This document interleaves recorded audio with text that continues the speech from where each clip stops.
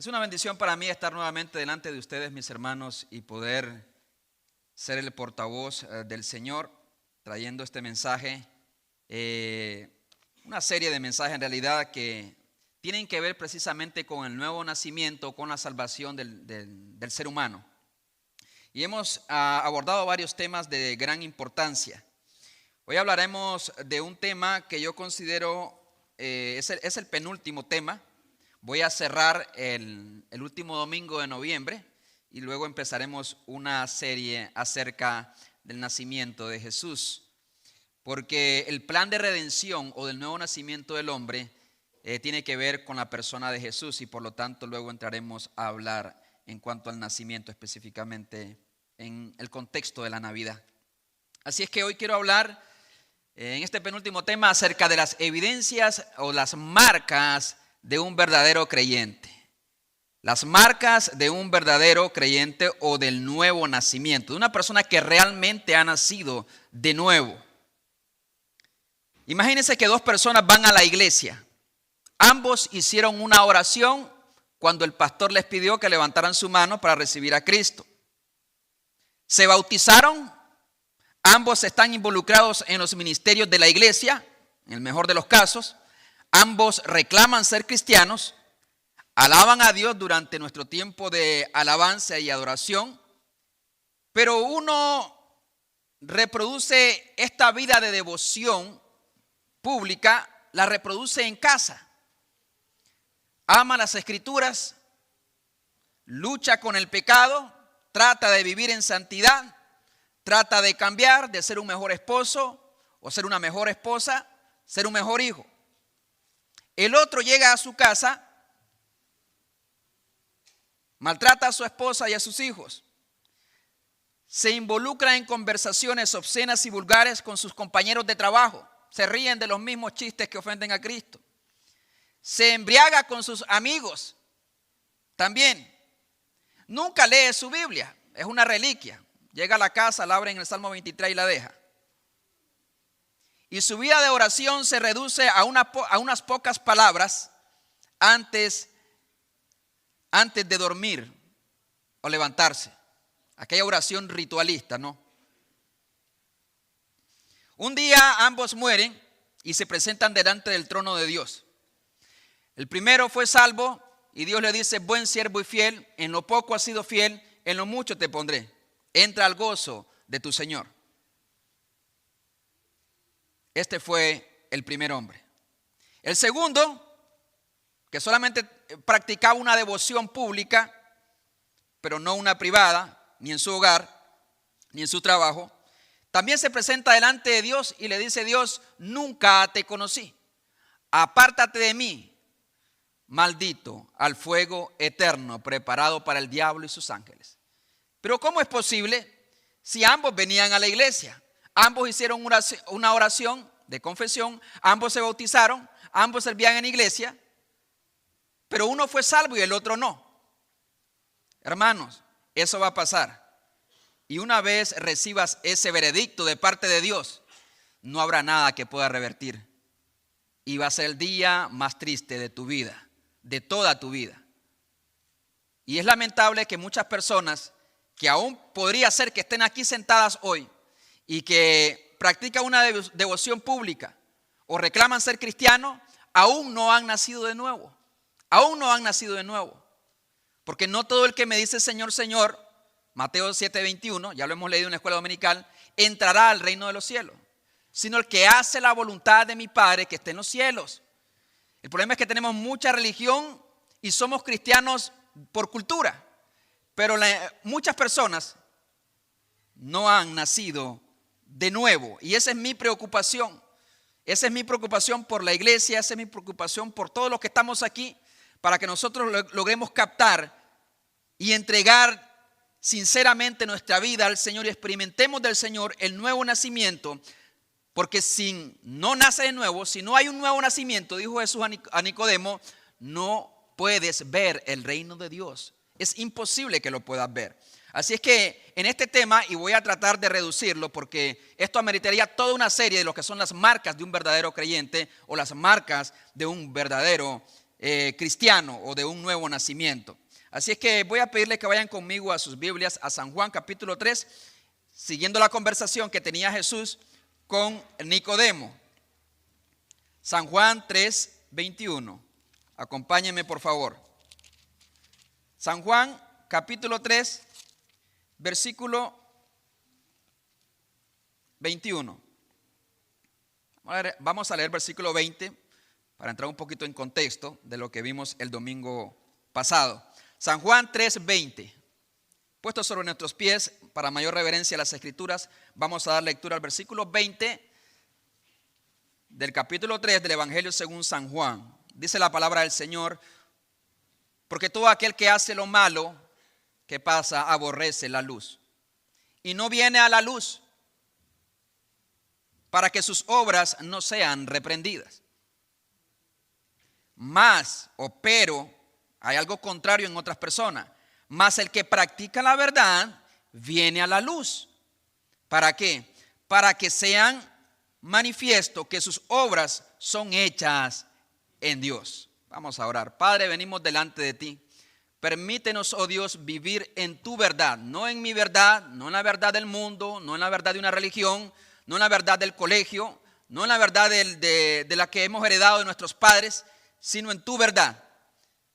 Y que a la luz de tu verdad, Señor, nosotros seamos examinados y que podamos, oh Dios, llegar a comprender si realmente estamos viniendo a la luz y somos realmente verdaderos creyentes, personas que han nacido de nuevo. En el nombre de Jesús. Amén y amén. Pueden sentarse, mis hermanos. Partiendo de este versículo que describe a un verdadero creyente de manera general, no de manera detallada, pero sí de forma general, es este creyente que viene a la luz. Y ese venir a la luz es una acción repetida. Una y otra vez está viniendo a la luz. Se está acercando a Dios y se acerca más a Dios para que Dios ilumine su vida, para que Dios les muestre las cosas que debe de hacer y las cosas que debe abandonar. Y está tan interesado que viene una y otra vez a Dios, no necesariamente a una iglesia. Claro, todo aquel que está viniendo a Cristo va a venir a una iglesia porque Dios te está alumbrando, te está mostrando la importancia de congregarte, de servir, de ser parte del cuerpo de Cristo, aquí de manera local. Pero no todos los que vienen a una iglesia sabemos que han venido a Cristo necesariamente. Pero esta persona que está viniendo a Cristo hace manifiesta que sus obras son hechas en Dios. Es decir, Dios está obrando y esto es evidente ante las demás personas. Mientras aquel que ama las tinieblas, rechaza a Cristo, rechaza la luz, esta persona más bien rechaza las tinieblas y se acerca a la luz. Por lo tanto, vamos a hablar de tres cosas principales.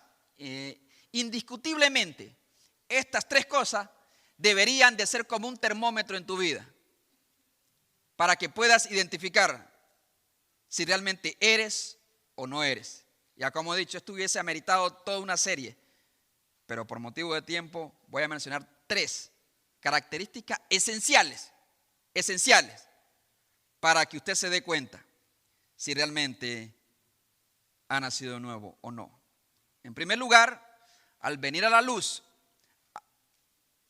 se empieza en usted, en su vida, un proceso de santificación. Diga conmigo, santificación. Diga a su vecino: hey, tenemos que buscar la santidad. En realidad esa es una de las marcas del verdadero creyente. Y ahí intencionalmente me voy a extender un poquito cuando desarrolle este tema. En segundo lugar, hay un deseo de Dios. Diga conmigo, deseo de Dios. No quise poner la palabra comunión porque a veces se pierde lo que realmente quisiera transmitir.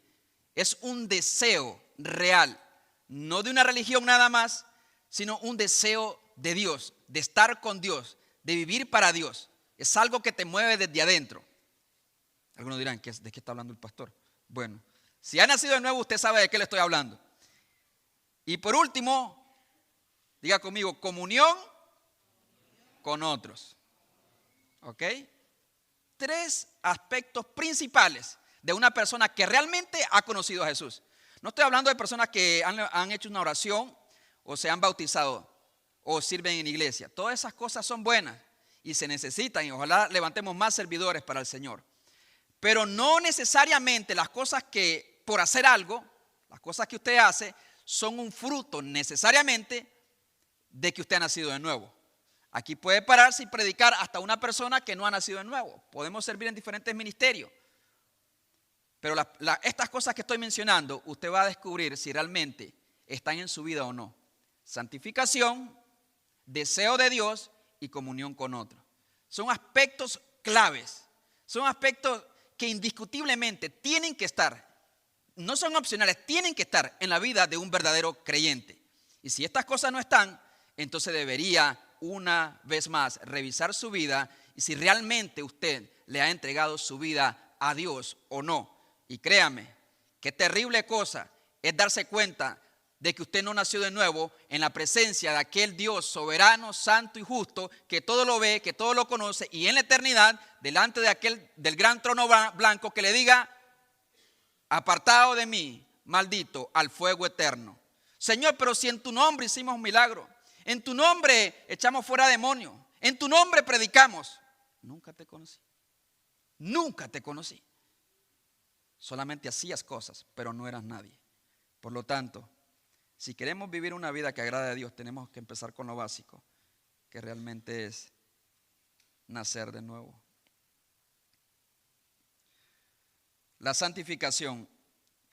Un bolígrafo detector de falsificaciones. Usted de pronto ha tenido esa experiencia cuando llega al banco o a alguna tienda y agarran un lápiz, ¿no? Un bolígrafo y lo rayan. A veces al principio yo me sentía así como muchos hispanos, ¿no? Porque soy hispano, están probándolo, creen que es falso. Porque a veces los hispanos tenemos ese prejuicio, que todos lo filtramos por ahí. Me paró el policía, porque soy hispano. Un bolígrafo detector de falsificaciones contiene una solución de yodo, según los datos. Este yodo reacciona con las moléculas de almidón presentes en un papel normal a base de madera, para dejar una marca marrón oscura. Esta marca negra indica que el billete es falso. Es falso. Yo quisiera, en realidad, a veces en mi propia vida, con algunas personas, tener uno de esos lápices, de esos bolígrafos, y decirle: no, hermano, es que tenemos que empezar del evangelio, porque es que usted no ha nacido de nuevo. La evidencia de la justificación o de la salvación o de un nuevo nacimiento es la santificación, dijo Paul Washer. Repita conmigo: la evidencia de la salvación es la santificación. ¿Qué quiere decir eso? Que si usted realmente ha conocido a Cristo, le ha entregado su vida de verdad a Jesús, usted va a buscar a vivir en santidad. Usted va a buscar a vivir en santidad. Nunca va a ser perfecto, puede que se equivoque, pero usted luchará y no se dejará vencer tan fácilmente del pecado. Usted luchará contra el pecado y librará una lucha a veces continua en su vida. Por su fruto los conoceréis, también lo dijo Jesús, hablando de los falsos profetas, pero es aplicado también a los creyentes. La obra de santificación es el proyecto principal de Dios. No es hacerte rico, no es darte los mejores hijos, no es hacerte prosperar, no es darte salud, necesariamente no es eso. Todas estas cosas Dios te las puede dar. Pero el principal proyecto que Dios tiene en tu vida, recuerda, es santificarte, transformar tu vida. En otras palabras, es cambiarte a su imagen y a su semejanza. Ese es el propósito de Dios, por el cual Dios aún también te tiene aquí todavía. Dios está en un proceso, está trabajando en un proceso para cambiarte, para transformar tu vida. ¿Qué es santificación entonces? Es el proceso del cambio. El proceso del cambio no es una acción puntual. Hay una santidad que le llaman la santidad posicional, que somos separados para Dios. Pero yo estoy hablando de una santidad que le llaman la santidad progresiva. Es lo que Dios está haciendo mientras vivamos en esta tierra. Es el proceso del cambio que obra por medio del Espíritu Santo en una persona, separándola del pecado y consagrándola para Dios. La separa, el Espíritu Santo te separa del pecado y te acerca a Dios, te une a Cristo. Filipenses 1:6 dice la palabra del Señor: estando persuadidos de esto, que el que comenzó en vosotros la buena obra, estoy convencido, o sea, no hay duda en mi vida, dice Pablo, que el que empezó en ustedes la buena obra, no la obra de salvación, porque es una acción puntual, Dios te salvó y listo. La obra de santificación. Estoy convencido de esto y no tengo ninguna duda que el que comenzó en vosotros la buena obra la perfeccionará hasta el día de Jesucristo. Hasta que Cristo venga, Dios estará trabajando en mi vida. Por lo tanto, no se sorprendan si ven algún tipo de error, deficiencias en mi vida, porque soy un humano, caído en pecado, igual que usted. Pero se tiene que ver el progreso de lo que Dios está haciendo en mi vida. Si realmente nací de nuevo y si realmente estoy consagrado a Dios. Usted tiene que mirar hacia atrás. Por ejemplo, usted haga un ejercicio. Mire hacia atrás 1 o 2 años. ¿Cómo ha cambiado su vida? ¿En qué áreas Dios ha trabajado en su vida? ¿O es el mismo de siempre? Mire hacia atrás unos 3, 4, 5 años. ¿Realmente usted ha cambiado? ¿Ha dejado de ser esa persona que Dios no quiere que usted sea? Ciertamente no somos lo que nunca vamos a hacer en este mundo, lo que Dios ha destinado que seamos. Pero tampoco debemos ser lo que fuimos ayer o el año pasado. Debe de notarse un progreso en mi vida espiritual, en mi relación con Dios. Estando persuadido entonces, ¿quién sino Jesús comenzó esa buena obra en los creyentes? Porque Pablo se dirige a creyentes, no a incrédulos. Y él está convencido y espera de que estas personas vayan progresando en su vida espiritual. Además, Pablo en 2 Corintios 5:17 también les dijo a los corintios que habían muchos carnales y muchos que definitivamente no habían conocido a Cristo. A quienes le dijo en su momento Pablo, examinaos para ver si estáis en la fe. Revisen su vida para ver si realmente han conocido a Cristo. Y le dijo Pablo en 2 Corintios 5:17, de modo que si alguno está en Cristo, nueva criatura es. Eso es básico. Dios te hizo de nuevo, has nacido de arriba. Nueva criatura es. Las cosas viejas pasaron. He aquí, todas son hechas nuevas. Es decir, ya la vida de, digamos, aquellas palabras que no agradaban a Dios queda en el pasado.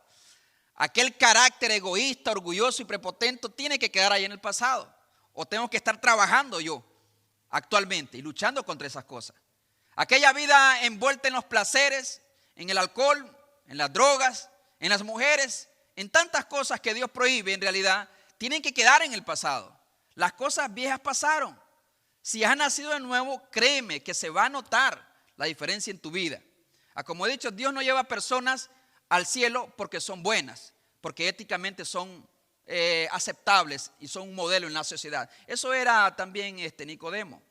Pero obviamente estas obras y estos frutos se tienen que ver en una persona que realmente ha nacido de nuevo. En una entrevista, Jorge Ramos dijo a Farruko, no sé cuántos de ustedes han escuchado del Farruko: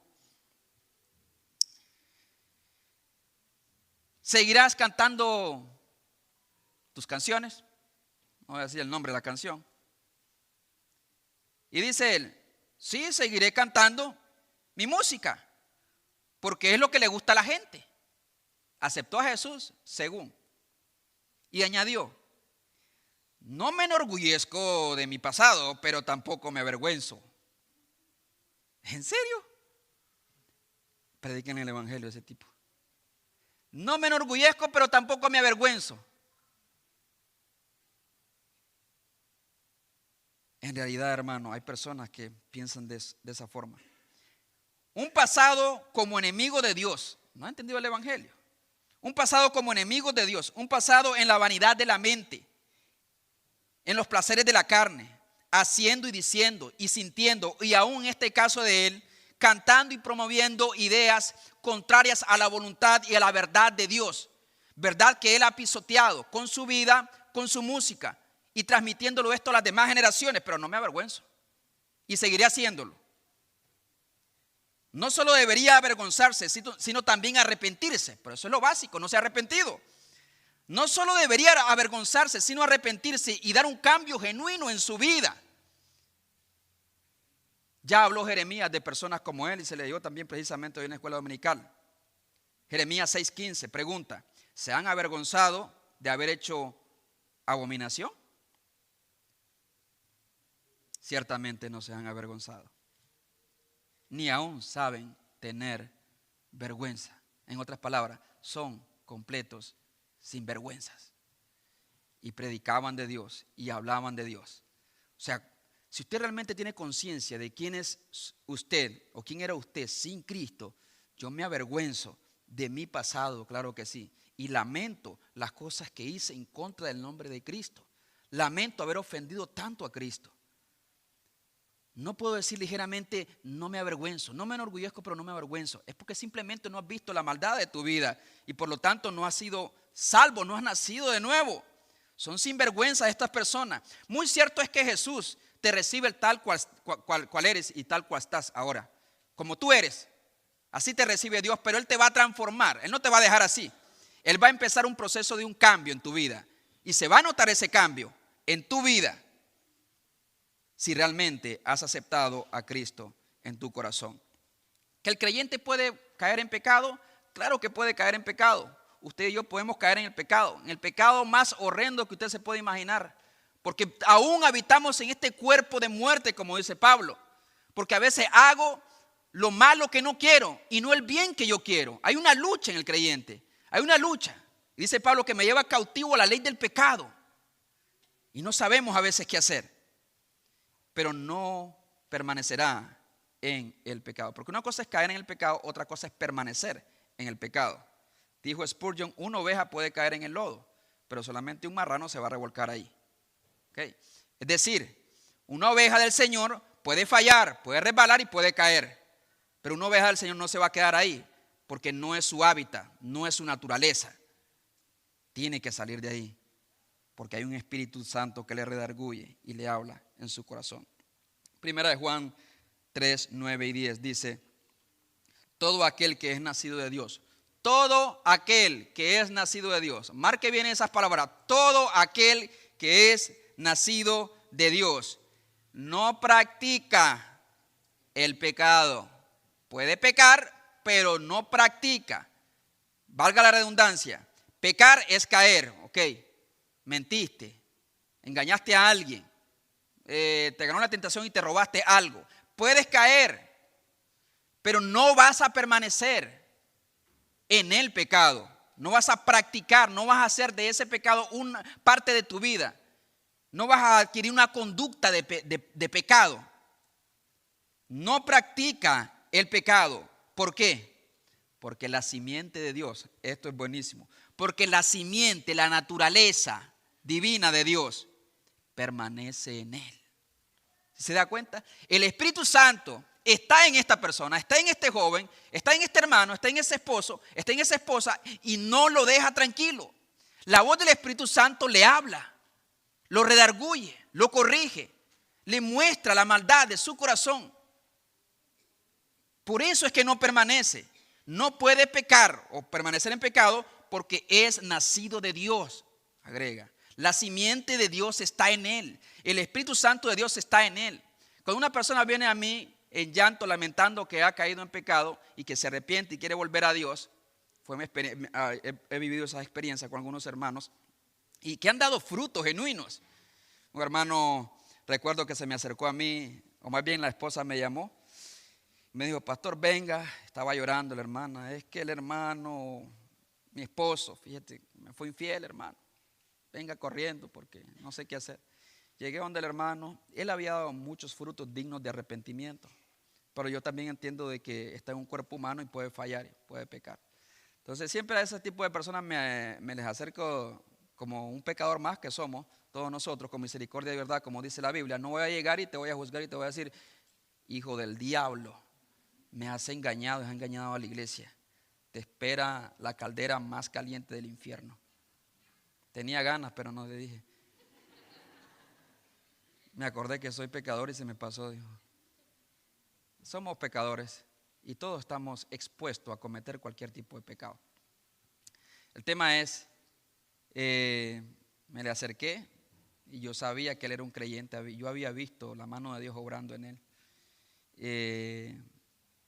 Y claro, cayó, le expliqué cómo funciona esto. Volverse a Cristo, arrepentirse y abandonar esa vida, buscar restaurar su matrimonio, dar frutos dignos de arrepentimiento, volver a reconstruir la confianza de su esposa y todo lo que tiene que ver con esta parte de la consejería. Al final, sí, su matrimonio se levantó, salieron a flote y el hermano todavía sigue firme en los caminos de Dios. Y eso ha pasado en más de una ocasión y en más de un hermano. Aún quizás aquí. Pero la gracia de Dios es abundante. Pero es una gracia que se aplica a aquellos que de verdad se arrepienten. Cuando venimos arrepentidos de corazón a Dios, Dios te recibe. Hay gracia, de donde el pecado abundó, dice Pablo, sobreabundó su gracia. El problema es que muchos no han entendido esa verdad. Si realmente crees en la gracia de Dios y vienes a Dios arrepentido, te vas a apartar de aquellas cosas que no agradan a Dios. Obviamente, podemos caer, pero no vamos a permanecer porque la simiente de Dios está en ti. O sea, la divinidad, la naturaleza de ese Dios santo, justo y perfecto, que odia el pecado, que rechaza el pecado, que no tolera el pecado, está dentro de ti. Está en nosotros los que hemos nacido de nuevo. En realidad, en eso consiste el nuevo nacimiento, en que la simiente de Dios está en mí. Y entonces no me deja pecar con libertad, me estorba, me corrige. Si caigo, me muestra, me corrige, me reprende, hasta que vuelvo al camino. Y no tengo paz en mi corazón, hasta que vuelvo a Cristo y vuelvo a la cruz y le pido perdón y me aparto de ese pecado. Pero hay muchos que caen y caen y caen y se apoyan que Dios es misericordia, Dios es gracia, Dios es salvación, Dios es amor, y Dios sabe que soy débil y bueno, todos lo hacen también en mi escuela, todos lo hacen. Hay que preguntarle a esos jóvenes, hay que preguntarle a esos adultos, esposos o esposas si realmente conocen a Jesús. Se me hace que cuando se presente delante del gran trono blanco, Dios le va a decir: apártate de mí, maldito, el fuego eterno. Nunca te conocí. Pero yo iba a la iglesia. Pero yo participé en la música. Pero yo participé en esto y lo otro. Aquellos hombres le dirán incluso: en tu nombre echamos fuera demonios. ¿Usted sabe qué es eso? Todos habían tenido experiencias cristianas. Los que relata Mateo 7. Por eso John Stott le llama a la primera parte guardados de los falsos profetas, le llaman los falsos profetas, pero la segunda parte, en Mateo 7:21 para abajo, habla precisamente de los falsos cristianos. Y Mateo 7:21 en adelante es cuando dice precisamente esas palabras. En tu nombre echamos fuera demonios. En tu nombre hicimos milagros. ¡Wow! Imagínense usted que viene un hermano enfermo y yo predico y yo hablo y oro y este hombre se sana. ¿Qué dirán todos? Dios lo usa. Dios está con él. Me presento delante de Dios y Dios me dice: nunca te conocí, maldito, el fuego eterno. ¿Pero cómo? Todos los que van a recibir esa sentencia en la eternidad, todos habían tenido experiencias cristianas. Todos. Por eso me preocupa a mí. Me preocupa a mí el cristianismo actual, que se desvía y se aleja cada vez más del verdadero evangelio. No conocemos el evangelio como Cristo lo predicó. En segundo lugar, hermano, no solamente hay un deseo de santificación y entramos a un proceso de santificación. La pregunta en este punto de santificación, antes de pasar al siguiente, es: ¿realmente está siendo usted santificado? ¿Cómo ve la santificación en su vida? ¿Cómo Dios lo está cambiando? ¿Cómo el Espíritu Santo te redarguye cuando has pecado contra Dios? ¿De qué manera el Espíritu Santo habla tan fuerte a tu vida que no la puedes ignorar? Que sabes que estás cometiendo adulterio, pero sigues cometiendo adulterio. Que sabes que tienes conversaciones con personas que son inapropiadas y que no deben de ser. Que sabes que estás robando, que estás extendiendo tu mano, que estás oprimiendo al pobre. ¿Cómo Dios te está redarguyendo en tu corazón? ¿De qué manera el Espíritu Santo está transformando tu vida? Algunos dirán: bueno, es que yo no soy tan así, no estoy tan metido en las cosas de Dios. Pues es que no has nacido de nuevo, simplemente. Eres simpatizante y qué bueno. Vienes a la iglesia, qué bueno, y puedes servir, qué bueno. Pero Dios tiene que estarte mostrando qué cosas están mal en tu vida una y otra vez. Puede ser orgullo, puede ser vanagloria, puede ser celo, envidia, puede ser lujuria, puede ser robar, puede ser adulterio, puede ser pornografía, puede ser infidelidad en todos los sentidos, en el trabajo, en el hogar. No hay un espíritu que te redarguye.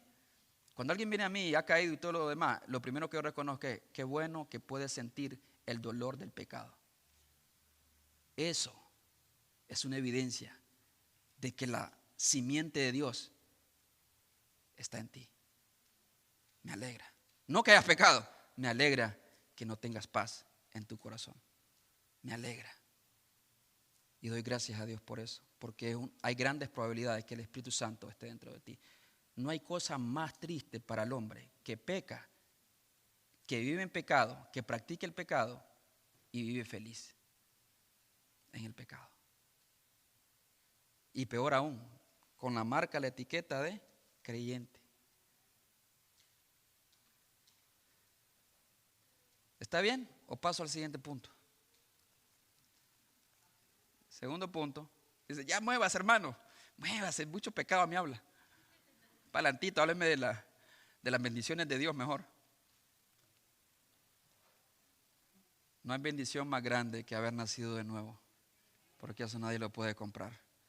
Bueno, sí, alguien lo compró y fue Jesús en la cruz del Calvario. Él compró nuestra salvación. Cuando fui a Panamá, la última vez que fui a Panamá, los hermanos me llevaron a un criadero de tortugas. Cantidad de tortugas así, miren. Los tenían en cubetas, en unas pilas ahí. Un montón de tortuguitas chiquititas. Parecían piojitos. ¿Y qué vamos a hacer? Les pregunté. Bueno, vamos a agarrarlas y vamos a llevarlas a la playa. No las vamos a tirar al agua, las vamos a dejar nada más en la playa. Y cabal, la agarramos, la llevamos a la playa. Pero ninguna de esas tortuguitas, o por lo menos en mi experiencia, ninguna de esas tortuguitas iba en dirección opuesta a la playa. No sé, nadie le había dicho en qué dirección iba, tenían que caminar. Pero todas las tortuguitas corrieron en dirección al océano. Muchas de ellas morirán, dijeron algunos. Pero su naturaleza les impulsaba a estar cerca del agua. Y de alguna manera lo percibían, porque ninguna iba hacia atrás, todas iban buscando el agua. ¿Qué es esto, hermano? Es que simplemente aquella persona que ha nacido de nuevo tiene un deseo por estar más cerca de Dios, no lejos de Él. Se lo voy a repetir. Aquella persona que realmente nació de nuevo, hay un impulso natural en su corazón. Puede haber altos y bajos, obviamente. Puede haber momentos en que estás desanimado, estás decepcionado de las personas, de algún hermano, qué sé yo. Pero en tu experiencia general, como creyente, si has nacido de nuevo, en realidad vas a querer y desear y anhelar estar cerca, más cerca de Dios. Buscar más a Dios, conocer más de Dios, pasar más tiempo con Dios. Y yo sé que esto no es una realidad. Algunos dirán, bueno, yo no sé de qué me habla el hermano. Yo no sé de qué me habla el hermano. Él es porque es pastor, es porque vive todo el día ahí, clavado en el escritorio, estudiando día y noche. Él porque fue al seminario y pues ya está en otro nivel. Allá. No, hermano. Hay gente que tiene mucho conocimiento, pero no conoce a Dios. Hay gente que lleva años en la iglesia y no conoce a Dios. No desea a Dios. Y una de las evidencias que yo creo que debe estar en todo creyente, si realmente ha nacido de nuevo, es que usted honestamente no solamente desea cosas de Dios, porque algunos tenemos a Dios como un amuleto en mi vida, para que Dios me guarde, para que Dios me proteja, para que Dios me bendiga, para que Dios me sane, para que Dios guarde mi familia, y tengo a Dios para que me dé, para que me dé, para que me dé. Quiero recibir de Dios, pero no nos acercamos a Dios para conocerle, no nos acercamos a Dios para entender sus caminos, para conocer sus propósitos. No hay un pulso natural y a veces porque simplemente no hemos nacido de nuevo. Yo desde los 19 años, cuando realmente me convertí, porque créame, yo me bauticé a los 12, pero yo no conocía a Cristo hasta los 19. Tenía una religión y era un buen niño, cualquiera diría, es un niño ejemplar. Hasta participé en la alabanza, cantaba himnos, de esos himnos. Pero yo me doy cuenta, cuando reviso mi vida, yo no conocí a Jesús hasta la edad de los 19 años. Cuando Dios trajo convicción de pecado en mi vida, me sentí tan perdido como que si Él estaba en el infierno. Necesitaba desde allá, de la llama del infierno, extender mi mano y le dije al Señor, ayúdame, sálvame. Y no era un tipo malo. Nunca anduve en drogas, ni en alcohol, ni una vida perdida. Pero entendí la gravedad de mi pecado. Y entonces Dios empezó un cambio en mi vida y un anhelo por conocer a Dios. Entré a un seminario, nunca quise ser pastor, sin la intención de ser pastor. Y el pastor me preguntó entonces, ¿para qué vas al seminario allá a Edinburgh, Texas? Yo le digo, solamente voy a conocer al Dios de la Biblia. Quiero conocer a Dios, es lo único que quiero. Quiero saber quién es Él, cómo es Él, qué quiere de mí. ¿Cuál es el camino que debo de seguir? Es lo único que quiero. Yo pastor nunca voy a ser, y así se lo dije. Se llama Juan Carlos Sandoval, el pastor. Porque solamente quería una cosa, estar cerca de Dios y experimentar todo lo que yo pudiese experimentar de este lado de la eternidad acerca de Él y quién era Él y cómo es Él. Fui cautivado por la grandeza, la gracia, el amor de Dios en mi vida. Nace un deseo sincero por pasar tiempo con Dios. La oración no es algo pesado, no es una ley que tengo que llevar cargando. No es una oración ritualista que me arrodillo rapidito y ya me voy. O regreso y rapidito y ya me voy. Y no hay un apetito por Dios. No hay un hambre de Dios. No hay un deseo de escuchar su voz. No se quebranta mi corazón cuando estoy delante de Él y reconozco mi miseria humana y reconozco que Cristo murió por este pecador y veo su santidad y su grandeza y su gracia. No hay un apetito por estar cerca de Él. Es triste. No hay un apetito por escuchar su palabra. Tan pronto como el pastor empieza a predicar y algunos están cabeceando. ¿Por qué? ¿Por qué será, hermano? Yo sé que a veces estamos cansados. A veces tuvimos una noche muy pesada. Y alguno es parte de nuestra naturaleza. Pero hermanos, tenemos que entender, si realmente he nacido de Dios, debo anhelar estar cerca de Dios, escuchar su palabra. Y yo sé que alguno el alimento para ovejas, pues no es para ellos. Mis ovejas oyen mi voz y yo las conozco y me siguen. Y yo les doy vida eterna a mis ovejas y no perecerán jamás. Ni nadie las arrebatará de mi mano. ¿A quiénes? A mis ovejas. Y mis ovejas me oyen, me escuchan y me siguen. ¿Usted está siguiendo a Jesús o no está siguiendo a Jesús? No responde. No nada más es oír, es seguirle. Mis ovejas me oyen y me siguen. Ustedes ni me escuchan ni me siguen, dijo Jesús a los fariseos. ¿Por qué? Es fácil. Porque no son de mis ovejas. Porque no son de mis ovejas, no son de mi rebaño. Pero las que son mías, ellas sí me escuchan y ellas sí me siguen. Salmos 42, 1 y 2. ¿Qué es esto? ¿Es un extraterrestre el que está hablando? ¿Es un ángel? ¿Es un arcángel? ¿Es un querubín? ¿Quién está hablando? Dice, como el ciervo brama por las corrientes de las aguas, así clama por ti, Dios, el alma mía. Así como un ciervo en el desierto clama, desea, anhela el agua. Así anhela y desea el alma mía. Clama por ti, oh Dios, el alma mía. Dice, mi alma tiene sed de ti, Señor. No, el salmista no estaba predicando, él estaba escribiendo simplemente un poema dedicado a Dios y poniendo por escrito lo que había en su corazón. Señor, así como clama el siervo, así te anhela mi alma. Tiene sed de ti, Señor. Siento que desfallezco, estoy deshidratado sin ti, Señor. Mi alma tiene sed de ti, del Dios vivo. ¿Cuándo vendré y me presentaré delante de Dios? Isaías 26, 9 también añade el profeta Isaías. En la noche te desea mi alma. Anhelo escucharte, anhelo verte, anhelo conocerte. En verdad mi espíritu dentro de mí te busca con diligencia. El espíritu que tú has puesto dentro de mí anhela conocerte, entonces te busca. Trata de escuchar tu voz. Quiere estar cerca de ti. Y eso se aplicaba principalmente en el tiempo de oración. En el tiempo de oración. ¿Cómo está nuestra vida de oración?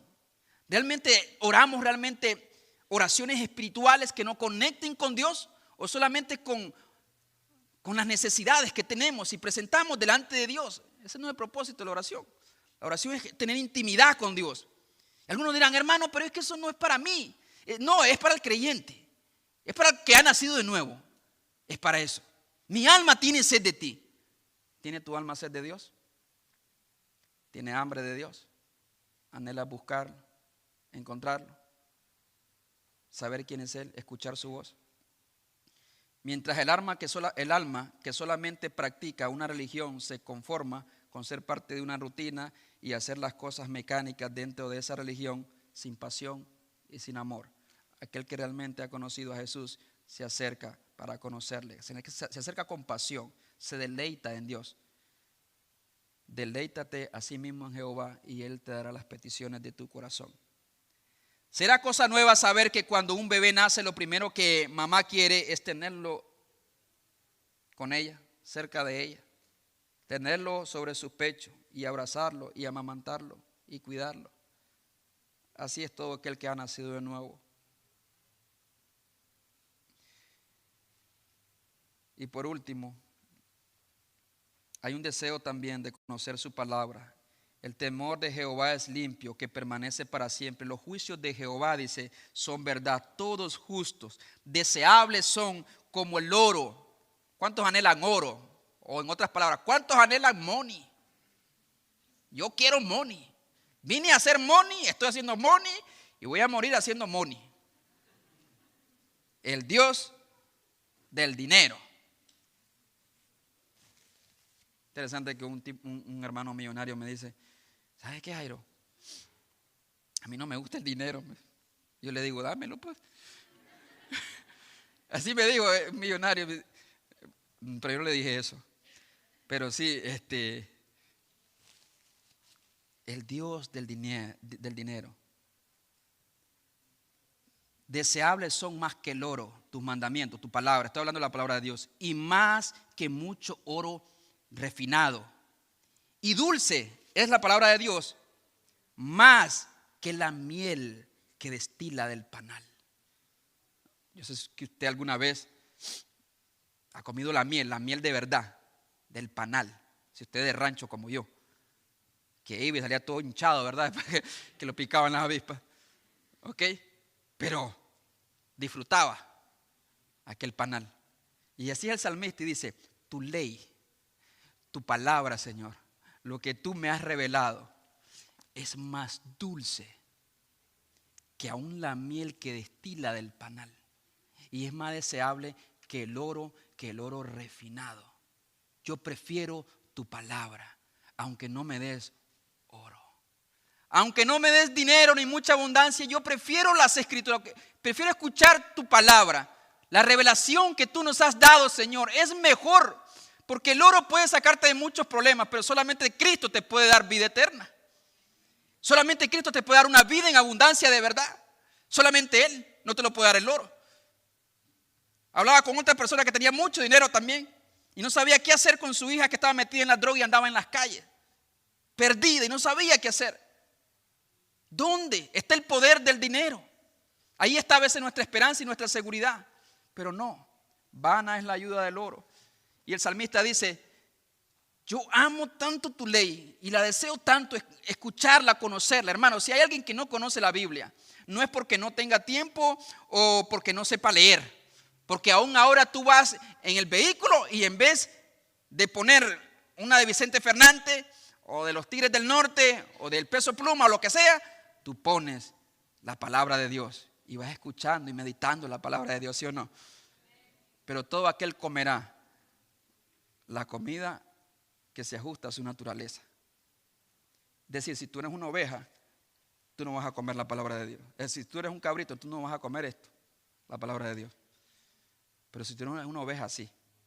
Las ovejas no comen carne, las ovejas comen hierba. Por lo tanto, si usted realmente es cristiano y ha nacido de nuevo, se tiene que ver eso en su vida. Hay un deseo de Dios, la palabra de Dios. En la Biblia del Oso, la primera traducción al español, hermano, una de las primeras traducciones, de las mejores traducciones al español, de Casiodoro de Reina, que le tomó como 12 años traducirla, bajo persecución y la opresión de la Santa Inquisición incluso, porque era prohibido que la tradujeran. En esta, creo que fue en 1862 que la terminó, y en la portada, en la pasta de enfrente, estaba un oso extendiendo su mano y tomando un panal, simbolizando obviamente lo dulce que es la palabra de Dios para aquellos que realmente han nacido de nuevo. No, David no tenía nada en especial. David lo que había experimentado es un toque de parte de Dios en su vida. Y el tercer punto, comunión con otros. El que ha nacido de nuevo querrá tener comunión con otros creyentes. Martin Luther King dijo: hemos aprendido a nadar como los peces. Hemos aprendido a volar como las aves. Pero no hemos aprendido el simple arte de vivir como hermanos. No hemos aprendido eso. Porque sí, el ser humano puede ir más allá de las capacidades de la ciencia, pero no puede ir más allá de sí mismo. No puede superarse a sí mismo dentro de él. No hemos aprendido a tener comunión. Y solamente le voy a dar lectura a estos versículos. Dice así, San Juan 1:7. Pero si decimos que andamos en luz, como Él está en luz, tenemos comunión unos con otros. Y la sangre de Jesucristo nos limpia de todo pecado. Y más abajo, 2, 9 y 10 de Primera de Juan dice: el que ama a su hermano permanece en la luz, y en él no hay tropiezo. Pero el que aborrece a su hermano está en tinieblas, y anda en tinieblas, y no sabe a dónde va, porque las tinieblas le han cegado los ojos. Hay muchos que guardamos más rencor, más odio en contra de nuestros hermanos. Y con la primera persona que vas a tener comunión, o que procurarás tener comunión en tu vida, es con tu pareja. Porque a veces creemos que la comunión nada más es con los hermanos de la iglesia que está hablando. No, la comunión es con tus hermanos, sí, pero también incluye tus hijos, también incluye tu familia. Con esos que compartes día a día, tener comunión. Pero a veces no sabemos tener comunión con ellos. ¿Cómo vamos a tener comunión con Dios? ¿Cómo vamos a tener realmente comunión con nuestros hermanos? Por lo tanto, un verdadero creyente que ha nacido de nuevo es movido por Dios a hacer sacrificio, a morir a sí mismo muchas veces para poder conservar la unidad y la comunión con los suyos. Ese ha nacido de nuevo. Entonces, santificación, deseo de Dios y comunión con otros. Ahora la pregunta es, ¿realmente usted ha nacido de nuevo? Y solamente quiero que me dé unos minutos en nada más el llamado. Yo le animo, hermano, no importa cuántos años lleve usted en iglesia, si usted es un maestro de escuela dominical, si usted levantó su mano cuando en una VBS, si usted ha servido en iglesia, si usted está sirviendo en iglesia, yo le voy a animar a que se haga una pregunta. ¿Realmente usted vive en santidad? No perfección, usted busca la santidad. ¿Realmente usted desea a Dios? ¿Anhela a Dios? ¿Extraña a Dios? ¿Realmente usted tiene comunión con nosotros? Si no hay nada de esto en su vida, lo más probable es que usted necesite honestamente y para el bien de su alma entregarle su vida a Jesús de una vez y para siempre y pedir misericordia para que Él envíe a su Espíritu Santo, la simiente de Dios, y pueda morar en su corazón y que pueda morar en usted. Porque lo último que yo quiero es que un día Dios me diga: tuviste a fulano de tal y les predicaste de todas otras cosas, asumiendo que ya eran creyentes, pero nunca le hablaste del nuevo nacimiento, que sin Él nadie verá al Señor. Usted necesita nacer de nuevo. Si no está viviendo una vida en santidad, si usted no desea a Dios, si usted no tiene comunión también con otros, ¿cómo está su vida delante de Dios? Yo no la conozco, pero hay alguien que sí la conoce y usted no lo puede engañar. Él ve lo que yo no ve.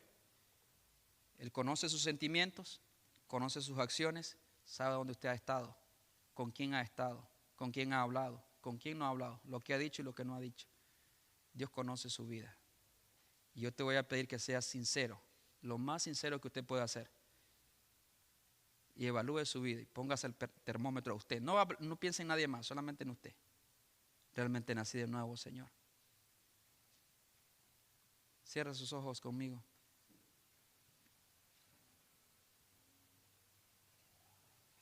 Cierra sus ojos ahí donde está.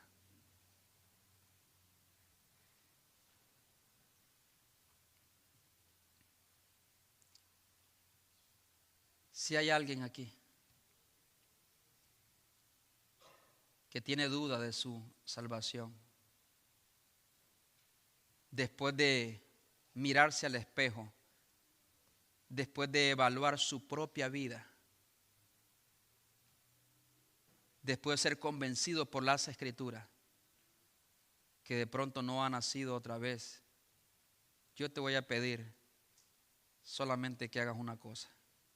Ahí donde estás, clama a Dios por misericordia. Clama a Dios por salvación. Dios te ha hablado y te ha dicho de diferentes formas que necesitas venir a Cristo y nacer de nuevo. Yo estaba bautizado, yo había participado en la iglesia a los 12, 13 años, pero yo no había nacido otra vez. Entendí un día que si Cristo venía, no estaría con Él.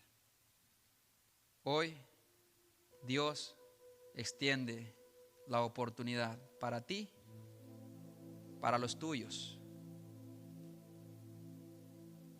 Pero los hombres aman más las tinieblas que la luz. Pero hay otros hombres que vienen a la luz, que se acercan a Cristo. Y en aquella noche Dios le dijo a Nicodemo: no importa lo que tú has hecho, no importa cuánto tú sabes, tú tienes que nacer otra vez. Tienes que nacer de lo alto. Si usted está aquí, usted tiene esa gran oportunidad. Así que le voy a pedir que haga esta oración ahí en la intimidad de su corazón y que no se vaya. Si hay una sombra de duda, dígale a Dios y clame a Dios de corazón. Haga esta oración en lo más íntimo de su corazón. Dígale estas palabras: querido Dios y Padre que estás en los cielos, me acerco a ti con la certeza de que tú escuchas mi oración. ¿Dónde ha quedado mi deseo por ti, Señor?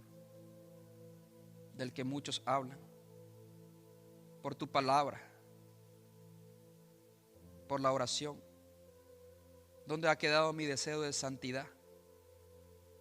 A veces peco y ya ni lo noto. Lo minimizo, ni lo siento, ni me arrepiento. No soy sensible a tu voz.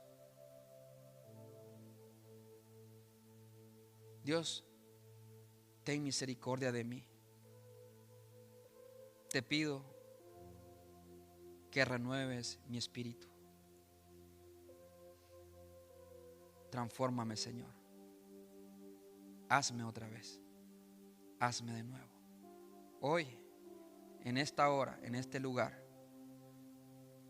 yo hago un pacto contigo. Te serviré y te seguiré sin reservas y sin condiciones. Mi vida es tuya, todo lo que soy y lo que tengo. Gracias por tu perdón y por tu misericordia que es grande en mi vida. En el nombre de Jesús. Amén y amén. Denle un fuerte aplauso a Cristo Jesús, nuestro Señor.